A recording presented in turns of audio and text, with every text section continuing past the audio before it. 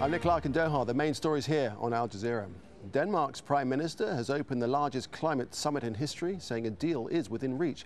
More than 15,000 delegates are in Copenhagen for what's being billed as a last chance to save the planet. Alan Fisher reports now from the Danish capital.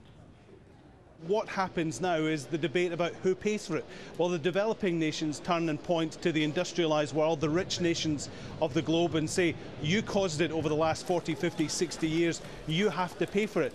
The rich nations say, well, we want to know how much it's going to cost us, who's going to administer it, will it be the World Bank, do we hand this over to individual governments? Just how is this all going to be done? And that's where the problems arise.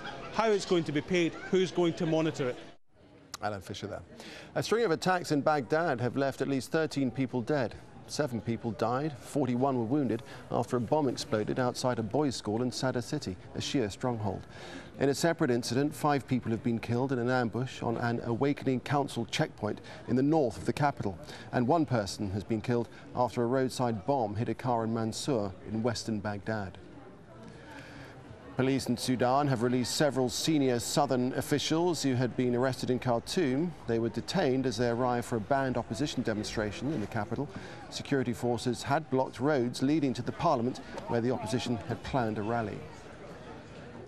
Dubai's stock market has fallen dramatically on the latest worries about a continuing debt crisis. The value of shares closed down nearly 6%. Monday's fall came after the Emirates finance minister said the government would not sell state-owned assets to bail out the troubled Dubai World Investment Group.